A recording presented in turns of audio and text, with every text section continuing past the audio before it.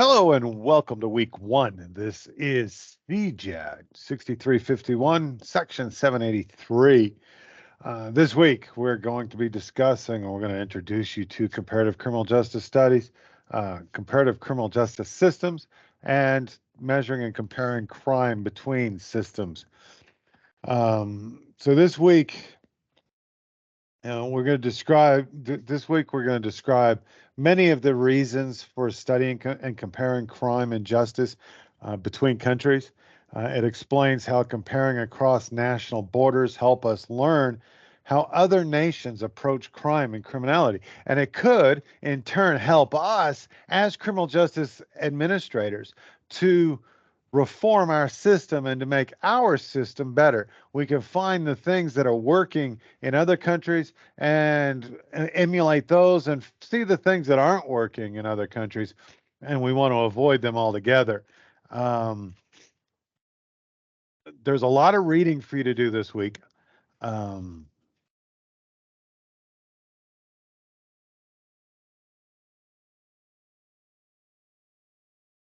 Hold on.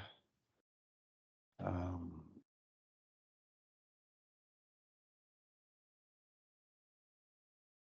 okay, so there's a lot of reading for you to do this week, and let's go through that real quick. You want to read chapters 1 and 2 of the textbook, of this textbook. And then there are several readings from the library. Um, you can find them in the library, and I didn't show you how to do that. But let me share my screen and we can do that real quick. Okay, so we're sharing our screen. Okay, so these are right here are the readings that we have, and you can find them in the library. The easiest way is to take the DOI number. We'll try it this way. You want to copy that. You want to go to into the portal and go to the library. Once you've logged into the portal, and you go to the Falcon for You, and you go to your portal, you go to the library, and then you can paste. See what happens. Okay, so this brings up the collective dynamics of racial dehumanization, genocidal victimization in Darfur, and that is that's the article written by Hagen. So yes, written by Hagen. Okay, so we want to read the full text online. It's going to make you sign in using your credentials. You sign in, and boom, the article is here. Okay. Um, if you want to cite this article, you can click it here, and you want APA, so you would copy it here. It's copied, and then you can put it into your assignments or into your discussion posts. We do use APA for everything. Okay, so we can close this, then close this, and close this because you know how to do that now. I'm going to stop sharing. Um, so you've got 1, 2, 3, 4, 5, 6 articles from the library to read, and then there's some research data. Um, and there's some research data from the Bureau of Justice Statistics, international data, the ICVS, which is the International Crime Victim Survey, and the Global Burden of Armed Violence Report. That sounds really cool. Okay, so the assignments that you have to do this week is your authentication. I covered that in the welcome video. Uh, the introduce yourself discussion I explained in the welcome video. You have one discussion. The discussion this week is how does international transnational crime differ? Why should we study comparative criminal justice? Why is it important to the administration of justice in the United States? Your essay for this week is study the tables found in Chapter 2 of your textbook and the data provided on the various websites that are provided. review the crime data in the 6 selected countries, identifying high and low crime rates, explain why there may be such a disparity between certain countries, explain why this information is important to enacting reform in the United States. And then there's a link that'll take you to the instructions on how to do your session, and then the rubric on how I'm going to grade it. Okay. But let's go into the final project. Go ahead and I'll share this again. The final project, you are going to submit a 10 to 12 page paper in APA format. This final project will address an approved subject covering comparative criminal justice systems, comparing the administration of criminal justice between at least 2 nations. Okay. This paper will focus on a single topic such as terrorism, drugs, human trafficking, corrections, punishment. What I want you to do, because comparative criminal justice is huge. So what I want you to do is to pick one topic, human trafficking. And I want you to compare human trafficking in between 2 countries. Most of the time, it's going to be between the United States and another of the 6 countries. And what I want you to do is I want you to define human trafficking. Tell us how human trafficking is, how prevalent it is in each of the countries, how each of the countries address human trafficking, how they prevent human trafficking, and how they punish human trafficking. Okay. I want you to identify the nations being reviewed, compare and contrast the policies and the procedures used by each of these 2 nations of your chosen topic. This discussion is due at the end of week 2 for your approval topics. All papers will be written in the APA format following the 7th edition. The text is required for the course, but oh, hold on. This book is required for every class that you take in the graduate program, but you only have to buy it once. The last time this is the newest edition, which was 2020. Before that, they hadn't made a change to the procedures in over 15 years. So by that, it'll become your Bible for everything that you write. We do follow APA rules in our discussion forums as well. Okay. But if you come in here, you can read all of this. And then there's links to each of the assignments. Okay. Again, the discussion does not due until week 2, so you don't need to worry about it today. So hopefully you understand. If you have any questions about the research project, you can contact me and ask the prof in the comments below, email me, or call me during my office hours. So let's get down to it. So the learning objectives for this week are that you're going to distinguish international criminal justice from comparative criminal justice. You're going to describe the value of comparing systems and issues of criminal justice. You're going to discuss globalization and its effect on crime and criminal justice. You're going to explore how countries have adopted methods from others to change how they practice criminal justice. And you should describe the purpose and the historical approach to international policing. Okay, so what comparative criminal justice does, or comparative criminal justice systems does, is investigates and evaluates a national system of justice in terms to how other countries, other cultures, other institutions address those same issues. Okay. It examines, strengthens, and weakens, or it examines the strengths and weaknesses of different approaches to crime and law and corrections around the world. Comparative criminology studies the causes and correlations of crime in 2 or more cultures. You know, the reasons why people commit crime in the United States might be different from why they commit crime in China, or Japan, or Germany. Um, so, with that in mind, what's the difference between, or the compare and contrast, international and transnational crimes?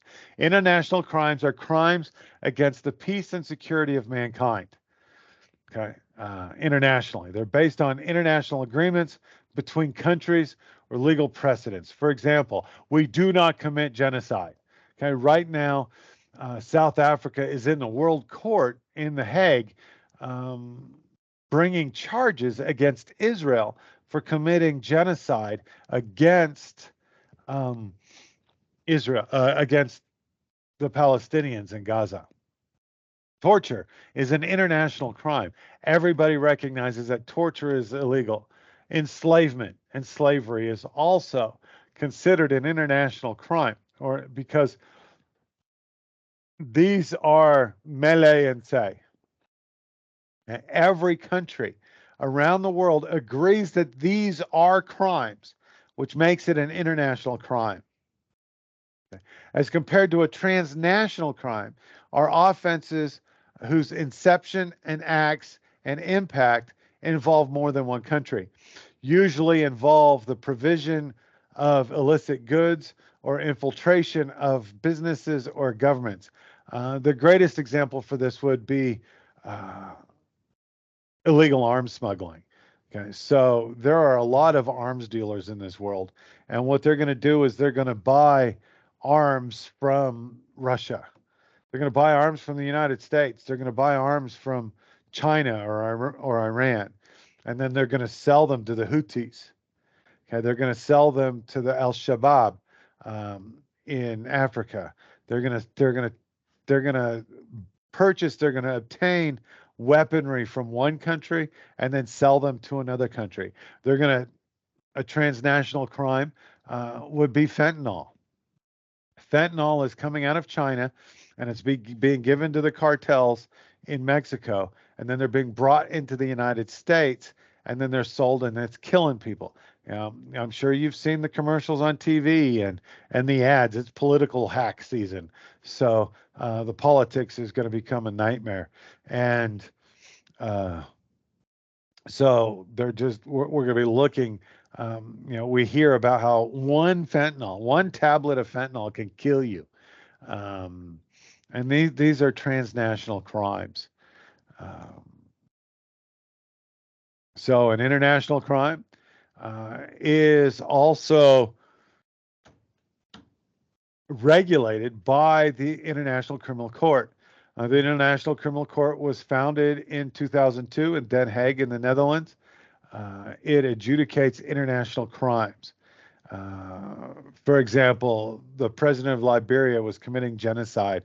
His name was Charles Taylor, and he was aiding and abetting the genocide of the militia. And so he was brought to the criminal court. I've already given you the example of South Africa going to the international courts in Den Haag, bringing Israel up on charges for genocide. A transnational, it occurs more frequently as global communications and interactions increase. Counterfeit perfume is sold in the United States and it comes from China. You get these guys down on, bumping into you and coming in asking you in the parking lot at HEB and Walmart, asking you to buy these top of the line perfumes for pennies on the dollar. Well, they're fake. They're not real. So some crimes can be put into both categories, like international drug trafficking, gun trafficking, human trafficking. Sex slavery can be found in both. But the main difference is transnational crimes always involve two countries, where an international crime doesn't have to involve anything or any country but the one single country. For example, once again, Israel is being accused of genocide. So Israel, Prime Minister Netanyahu, the case that's going on in the World Court right now is not a criminal case, but it's kind of like seeing if criminal charges could be placed because of genocide. The president of Yugoslavia back in the 90s was arrested and brought to the World Court. The enforcement army, the enforcement body of the International Court is Interpol. Interpol was actually created back in the 1800s to help, in the early 1900s, in St. Petersburg, to help fight against the anarchists. So the origins of comparative criminal justice comes in the 1700s, in the Age of Enlightenment, primarily with Caesar Beccaria. He was considered, Caesar Beccaria, or Beccaria, is considered the father of criminology. He is the first criminologist. He called for changes in Western Europe to the criminal justice system. He wanted the elimination of torture. He wanted the elimination of the death penalty. He wanted the elimination of secret trials, okay, because he believed that these things were counterproductive to democracy, counterproductive to a free society. In the 1800s, Jeremy Bentham and Emile Durkheim began to conduct cross-national studies of crime. So they were looking at, Durkheim from France and Bentham from England was looking at crime from and comparing crime and how to address crime from other countries. In the 1960s, the United Nations created the Crime Prevention and Criminal Justice Branch that looked into crime and such. So why is criminal justice, why do we want to compare criminal justice systems and issues? The key element is critical thinking and the purposeful mental activity, which permits us to examine the relative strength. There are three ways to engage in critical thinking. You want to determine what is known about an issue, ask ourselves why we think that way. We want to seek out the opposite side of the story, understand other people's positions, and then we want to objectively weigh the evidence and different opinions, and then make a decision based on the available evidence. This is critical thinking. Okay. Three reasons why we compare and contrast criminal justice systems is to benefit from the experience of others. We want to learn from other people's mistakes. We want to broaden our understanding of different cultures and approaches to the problems. We want to help us deal with many of the transnational crimes and problems that affect our world today. We have to know how other people conduct issues. Drugs is a death penalty offense in some countries. Okay. We want to benefit from the experience of others because what we learn from other countries is how they deal with criminal justice helps us develop a hypothesis and helps us to begin problem solving. When you learn about SARA, part of SARA is learning what other people are doing about this problem and then finding the best solution to address it to yourselves. Japan credits their police methods for low crime rates, most notably on community-oriented policing. They call them kobans, which is a small local police station, where you have a police precinct in every community. You have a police officer in every community, and the people can go talk to that police officer. A lot of cities, such as Atlanta, Atlantic City, Detroit, Houston, have modified this, and they use them in their own police operations. They put a police station in the mall. They have substations throughout the community. A lot of countries adopt rules of criminal procedures that were created by others. Okay? The right to counsel at an early stage of the criminal justice system, which started here in the United States, is becoming universal. A lot of countries have also adopted entire legal codes from other countries, the Napoleonic Code, the German Civil Code, the American jurisprudence, American criminal procedure.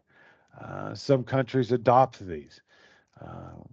Correction strategies are also adopted. Day fines, was Scandinavian, and now we have them. Restorative justice has roots with the indigenous cultures in New Zealand, in the United States, and New Zealand, and Australia, and Canada. They've all implemented different kinds of restorative justice programs based upon the teachings and the practices of the indigenous populations. Canada calls them the First People.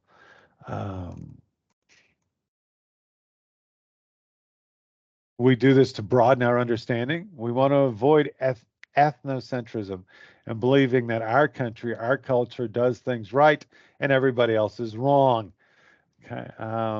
Ethnocentrism can be extremely dangerous. They can lead to crime within and across borders. They can lead to discrimination, oppression, violent ethnic-based conflicts. We want to be able to broaden our understanding of the world. We want to deal more efficiently with the transnational crime problems. We need to understand what other people are doing so that we can add to the solution and not create more of a problem.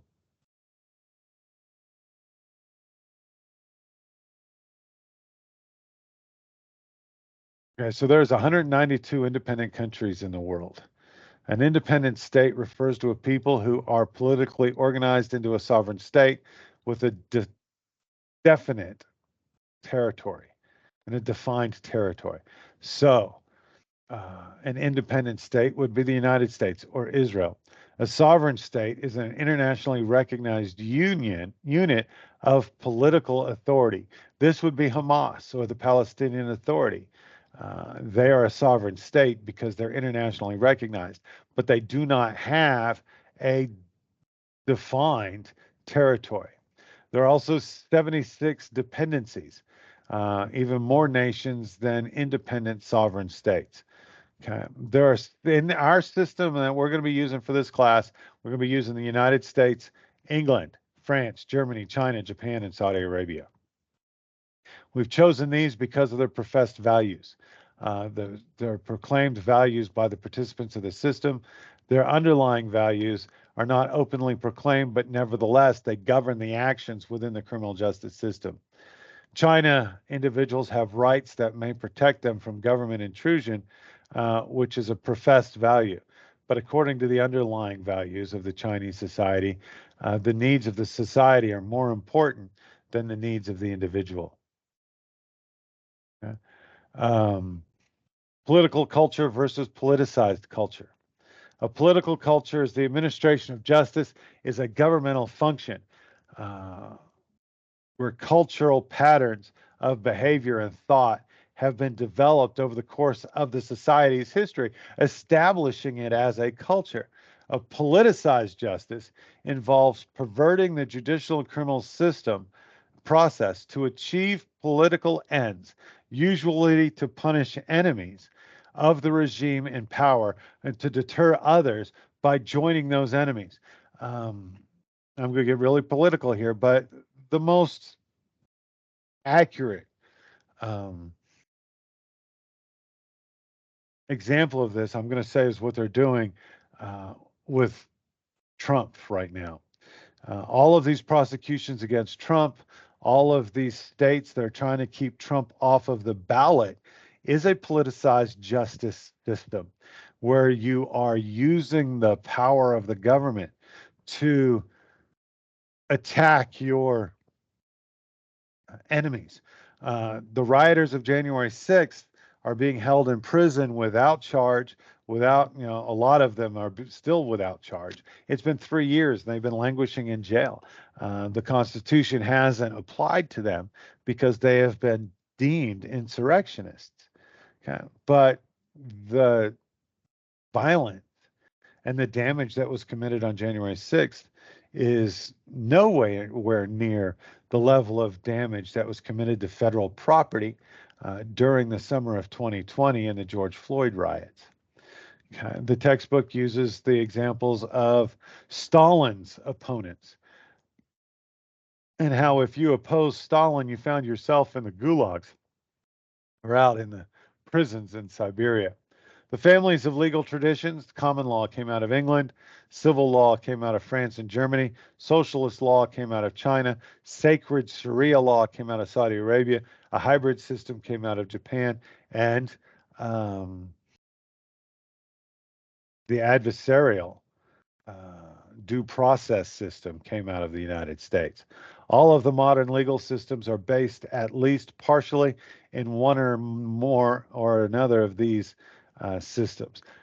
The due process system of the United States has its findings in the common law and civil law of England, France, and Germany. Okay, so moving on, measuring crime. Okay, so why do you want to measure and compare crime data? Okay, the primary reason is to determine risk. Okay, let's say, for example, and it's not an example, let's say I decide to move from where I live into West Odessa onto, was it South Francis Street?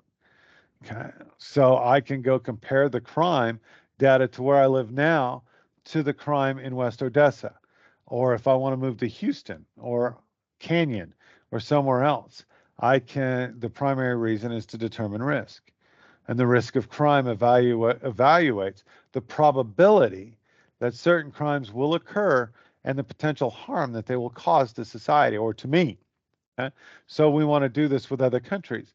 What other country would you want to go to, if you left the United States? Okay. Would you want to go to a country where there's very little crime? Okay. Crime statistics summarize experience. They make it easier to determine whether we live in a safe place or a dangerous place, or if we want to move to a different place which is safer than where we live now. Learning more about crime data is important in improving societal conditions. But you have to remember old Mark Twain and his quote. Well, it's attributed to him. And his old quote is, there are statistics. Back up. There are lies, there's damn lies, and there's statistics. You can turn around and abuse statistics to make them say whatever you want them to say. But measuring crime and comparing crime data in other countries serve two larger purposes. Collecting data about crime allows us to determine the kinds and extents of crime that any one country is experiencing, and it helps us to distinguish long-term patterns from year-to-year trends. And two, measuring crime and comparing crime data provides clues as to why some nations are more successful than others in controlling crime rates. Okay, so some of the historical background, the General Statistical Congress in Brussels was established in 1853, and this was the first attempt to collect data on crime, and Adolphe, and I can never remember this guy's name. Hold on a second. Quitlet. His name is Adolphe Quitlet. He is the guy that established the General Statistical Congress. The International Congress on the Prevention, and he's the first guy to use statistics to determine and to evaluate crime. The International Congress on Prevention and Repression of Crime in London was another attempt to collect international crime data, and the issues discussed at both of these were how to define certain crimes. In the 1940s through the 1970s, crime data collection was limited to the International Criminal Police Organization, often called Interpol. And from the 40s to the 70s, Interpol collected and distributed this crime data, but only with member countries.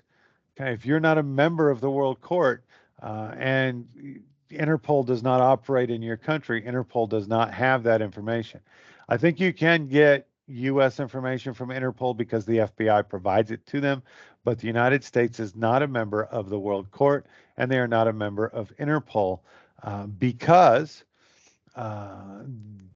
Article 6 of this Constitution of the United States is the Supremacy Clause. There will be no court with higher authority or jurisdiction than the Supreme Court of the United States. We do not give away our supremacy or our sovereignty to an international organization such as the World Court.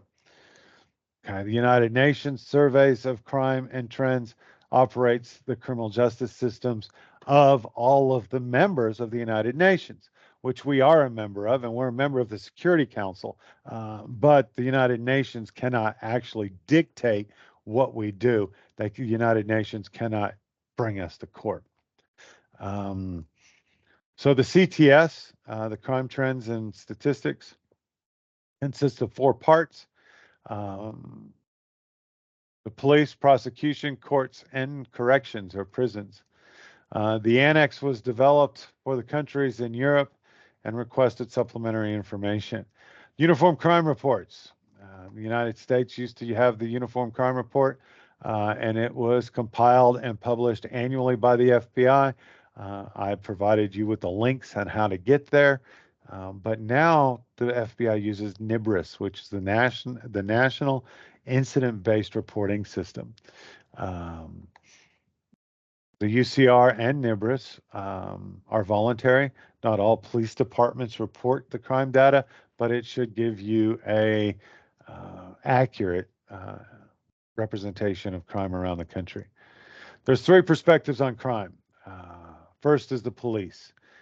With the National Incident-Based Reporting System, NIBRIS, which I've already called, collects data on every incident and arrest within 22 offense categories of 46 crimes. It was developed to broaden the extent and depth of the crime data that's gathered by NIBRIS. Okay. The crime victimization. Okay. This is the perspectives of crime from the victim. And where we get this information is the National Crime Victimization Survey, which is an annual survey, covers 6 crimes: rape, robbery, assault, larceny, burglary, and motor vehicle theft. The National Crime Victimization Survey improves our knowledge of the dark figure of crime, because not every crime that's committed is reported to the police. The offender is the third perspective of crime, and that's self-report studies from the offender itself. And these provide information on victimless crimes, mostly used with young persons, like smoking underage or drugs or sex underage or all of those things. It compares juvenile rates in 12 European countries and the United States. International crime data, their United Nations surveys are the most comprehensive. They have response rates from member states less than 50%. The developing countries are underrepresented. A developing country is one with a low level of material and social development and physical. They have a low gross domestic product. Whereas a developed country like the United States has a high development measured by the GDP and industrialization.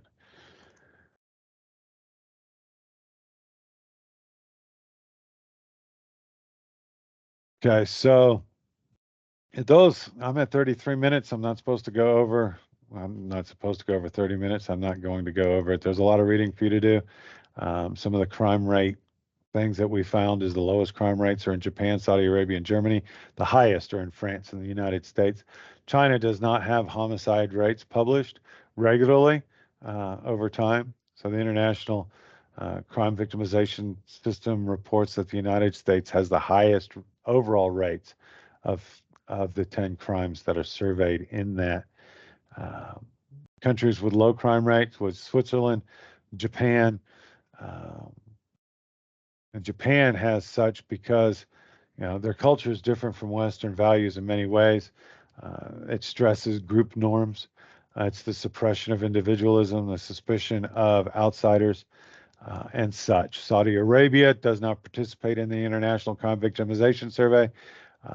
It's not a highly developed or urbanized country.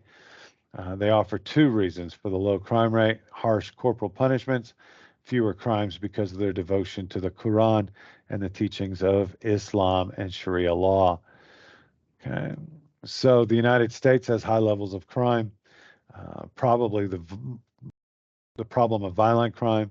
The world blames the violent crime in the United States on our gun culture and our lack of respect for authority. There are 4 approaches to criminal behavior. The positivist, which is internal or external socioeconomic factors. The classical, which is free will, rehabilitation or reform by changing the internal conditions or changing the person's reaction to them, having them think for a change. and then deterrence through the threat of apprehension and punishment up to and including the death penalty. There are 4 approaches to criminal behavior. The structural approach was the political and economic conditions, promote cultural competitive individualism, the prescribed remedy for more equitable, there's the ethical, which is a free will decisions guided by ethical principles in which an individual fails to appreciate the acts of wrongfulness, and they are hopefully educated. And reinforcement in ethical decision makings from an early age, and the reduction of external factors. So those are my notes and comments for this week. Again, 36 minutes. Hopefully I won't take more than this of your time. But I hope you have a great semester. I'm looking forward to week 1. I'm looking forward to the discussions. I'm looking forward to 11 students in this class. This is absolutely amazing. Have a great semester, and I'll see you in the forums.